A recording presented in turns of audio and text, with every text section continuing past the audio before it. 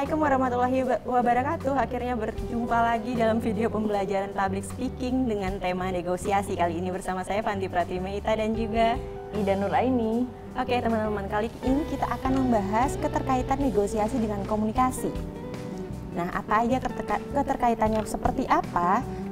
Kenapa akhirnya komunikasi ini ada kaitannya dengan negosiasi itu sendiri? Jadi seperti kita ketahui Mbak Ida, saat negosiator untuk berkomunikasi dengan kliennya, tentunya yang diterapkan banyak sekali hal-hal yang kita pelajari dalam komunikasi. Betul, memang sama dengan konsep public speaking ya, karena negosiasi ini kita melakukan presentasi atas gagasan dan pikiran kita untuk melakukan penawaran ya, sehingga memang diperlukan adanya komunikasi efektif ya sebagai jalan untuk menuju tujuan itu gitu. Nah, tapi bagaimana Mbak Fanti cara kita berkomunikasi dalam negosiasi ini? Apakah ada sesuatu yang beda mungkin? Oke, berbicara tentang ada beda atau tidaknya, sebenarnya pasti ada sedikit perbedaan. Tapi yang kita akan bahas kali ini teman-teman adalah beberapa aspek komunikasi yang memang akan kita terapkan di negosiasi. Salah satunya adalah penggunaan komunikasi nonverbal dan juga ada untuk pemilihan media dalam penyampaian informasi saat negosiator. Dan juga ada karakteristik bahasa yang digunakan tentunya ya. Betul sekali. Untuk lebih lanjutnya kita akan membahas satu demi satu teman-teman, apa itu karakter bahasa, apa itu penggunaan nonverbal communication dalam negosiasi dan pemilihan media. Yang pertama adalah karakteristik bahasa nih Mbak Fanti.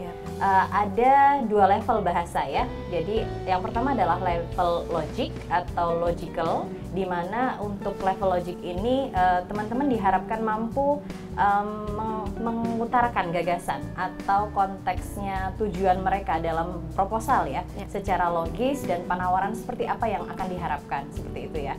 Dan untuk level pragmatis itu seperti apa Mbak Fanti?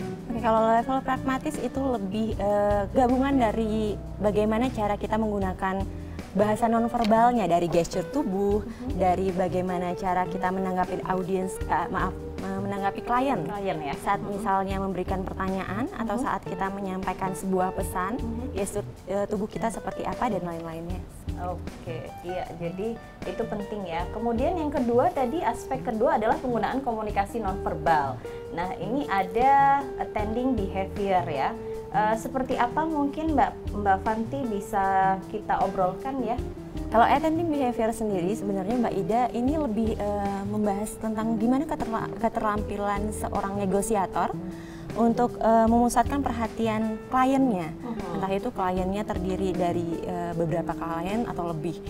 Di sini penting karena kenapa akhirnya saat kita bisa menarik perhatian klien, sehingga klien bisa mendengarkan dengan fokus apa yang kita tawarkan. Oke, semacam kayak bagaimana kita narik ini ya, narik perhatian mereka agar nggak lepas gitu ya, agar intinya tentu saja mungkin agar apa yang kita sampaikan, penawaran apa yang kita maksud itu bisa diterima dengan baik gitu ya. Ya benar. Jadi misalkan teman-teman di rumah deh, atau enggak misalkan teman-teman pada saat presentasi di depan kelas, itu biasanya teman-teman pasti menarik perhatian dari audiens dulu seperti apa. Atau misalnya kalau menginginkan nilai yang bagus, si presentasi atau mahasiswa tentunya harus menarik perhatian dari dosennya dulu supaya bisa memberikan nilai yang tepat atau nilai yang bagus tentang penampilannya gitu. Dan itu termaksud dalam proses penawaran tentang apa? Tentang nilai untuk mereka gitu. Oke, jadi dicatat ya teman-teman bahwa attending behavior atau komunikasi nonverbal ini juga menjadi salah satu inti atau poin dalam proses penawaran ya. Bagaimana membuat kontak mata seperti itu, kemudian menyesuaikan posisi tubuh kita ketika bertemu dengan klien ya. Tidak mungkin kita posisi tubuh membungkuk seperti itu ya Mbak Fanti ya. Jadi seperti apa? Apakah obrolan kita akan santai mungkin ataukah sangat formal, dan konteks bagaimana kita ketika mendukung atau menolak apa yang dibicarakan klien secara nonverbal itu juga akan mempengaruhi sistem penawaran kita gitu ya. Betul. Mungkin sempat juga dibahas di video pembelajaran public speaking sebelumnya tentang komunikasi nonverbal. Ada yang boleh dan tidak boleh dilakukan. Ini juga bisa diterapkan dalam negosiasi juga. Misalkan tadi kita berbicara tentang penolakan. Dalam proses negosiasi diharapkan akhirnya negosiator dengan klien itu membangun hubungan yang hangat, dalam arti memang di sini untuk mencari kesepakatan. Tapi akhirnya dalam proses negosiasi juga negosiator dengan klien jangan memberikan gap. Dan komunikasi nonverbal yang bagaimana yang tidak menunjukkan gap, mungkin salah satunya tadi jangan saat presentasi negosiasi akhirnya kita mungkin memasukkan tangan di kantong. Atau misalnya melipat kedua tangan mungkin. Itu yang don't ya? Ya, don't. Ternyata juga digunakan juga di konsep negosiasi teman-teman. Jadi ini masih dalam kunci yang sama gitu ya. Kunci masuk yang sama untuk agar kita mendapatkan perhatian dan penerimaan penawaran yang baik oleh klien kita gitu. Oke, selanjutnya mungkin Mbak Avanti kita akan ngomongin tentang pemilihan saluran komunikasi ya. Di mana saluran komunikasi ini ketika kita memiliki atau memilih saluran yang berbeda, otomatis akan ada pengaruhnya juga terhadap komunikasi nantinya yang akan dihasilkan atau tujuannya seperti apa gitu. Berarti salurannya akan dipilih yang sesuai gitu ya. Betul. Ini bisa contohnya mungkin Mbak Ida untuk pemilihan saluran komunikasi. Biasanya sekarang teman-teman karena masih pandemi, kita kan ada biasa beberapa mata kuliah yang mengajukan proposal dan lain-lain. Biasanya ada yang sebelumnya itu mengajukan proposalnya secara langsung. Betul. Tapi saat ini karena ada pandemi dan keterbatasan waktu yang ada dan lain-lain, akhirnya pengajuan proposal diminta melalui email. Saat pengajuan proposal secara langsung dan melalui email, itu proses responsifnya juga akan berbeda ya. Nah, ini yang dimaksudkan. Tapi kalau ditanya misalkan mana yang lebih efektif, secara langsung atau enggak, gitu. Melalui berbicara langsung atau melalui email. Itu tergantung, akhirnya kita bisa lihat mana sisi-sisi baiknya. Dalam arti gini, kalau misalkan melalui email, mungkin kalau responsifnya lama, berarti kita yang sebagai penawarnya harus lebih sering aktif untuk menanyakannya. Atau bahasanya lebih sering untuk apa namanya Mbak Ida? Di follow up. Iya, di follow up. Di follow up ya, agar penawarannya nggak basi ya teman-teman ya. Satu poin itu kelemahan dari e-negotiation ya. Tapi ketika memang keadaan seperti ini, memang itu menjadi salah satu ini ya, seperti penolong dalam tanda kutip ya, karena memang kondisi pandemik dan keterbatasan kita untuk bertemu dengan orang itu juga kita bisa lakukan secara misalnya Zoom atau FaceTime gitu ya, sehingga nonverbal kita pun juga akan tetap terlihat misalnya secara virtual gitu. Ya, yang perlu digarisbawahi juga melalui e-negotiation itu biasanya banyak sekali noise. Ya betul. Jadi untuk mengurangi noise itu kita harus benar-benar tahu nih celahnya. Misalkan saat Zoom meeting dengan klien untuk negosiator, misalnya kendalanya adalah sinyalnya jelek atau yang lain-lain, kita bisa prepare dulu mungkin setengah jam sebelumnya untuk connecting dan lain-lain. Dan juga mungkin ditakutkan nanti tiba-tiba mungkin bahan ajarnya yang ingin ditampilkan tidak bisa ditampilkan, itu mungkin bisa disampaikan dulu ke ada timnya yang lain untuk backup bisa untuk di backup gitu. Ya, betul. Jadi bisa saling membantu. Akhirnya proses untuk negosiator pun tidak tersendat karena itu. Tadi juga sempat dibahas teman-teman, apakah tadi mungkin Mbak Avanti juga bicara, tapi ketika dilakukan virtual apakah menjadi tidak efektif atau seperti apa gitu ya? Tadi tergantung ya Mbak Avanti ya, akan tergantung bagaimana kita sebagai penawar atau orang yang melakukan penawaran itu bisa mencari celah atau strategi dalam setiap kesempatan yang ada gitu ya, dengan komunikasi yang efektif, kemudian konten dan preparation yang matang, dan sikap kita tadi yang attending behavior tadi juga akan membantu untuk support itu tentunya ya. Jadi intinya kalau untuk yang poin ketiga ini tentang pemilihan saluran komunikasi, kita harus benar-benar tahu dulu titik lemah dan tidaknya untuk setiap saluran apa. Misalnya melalui Zoom meeting apa, yang sering membuat noise apa, melalui email apa.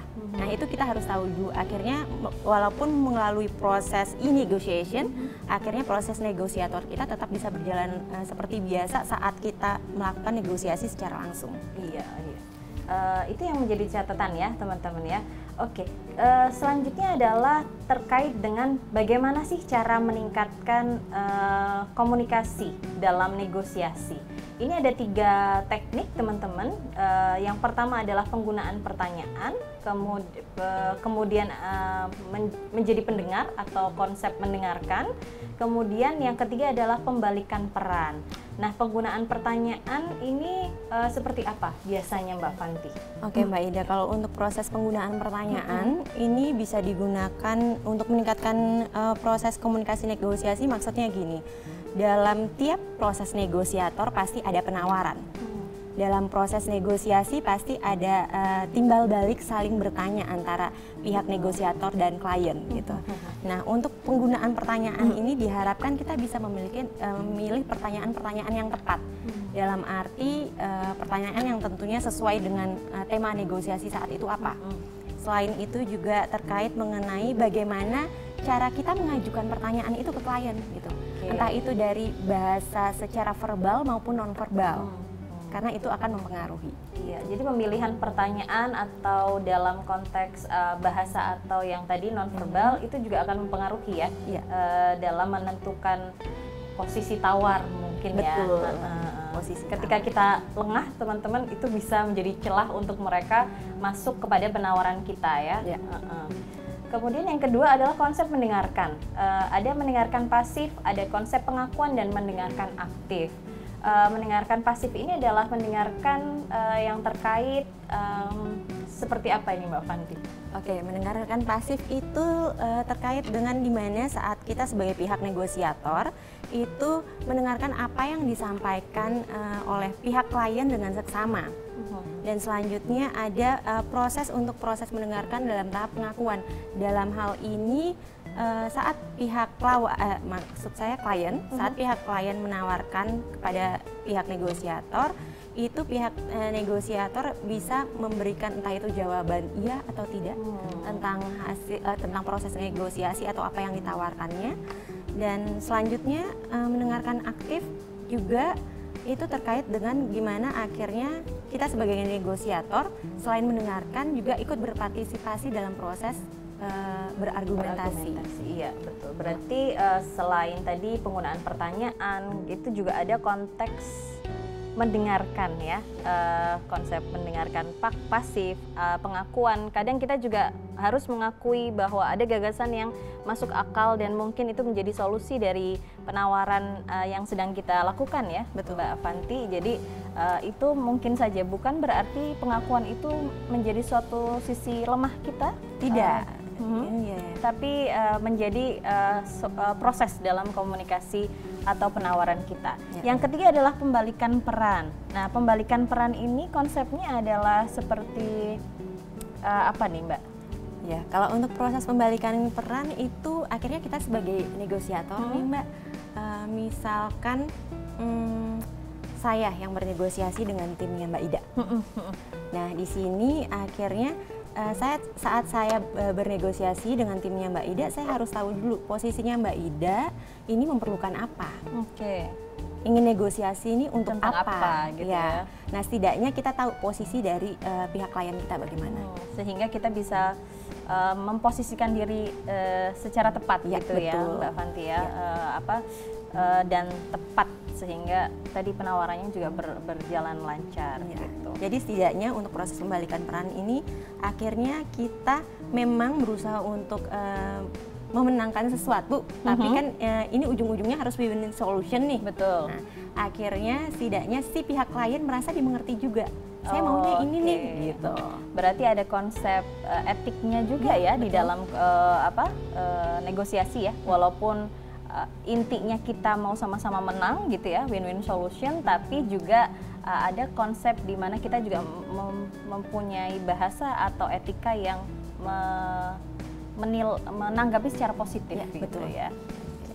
Oke, mungkin cukup ya Mbak Fanti obrolan kita tentang negosiasi hari ini. Ya.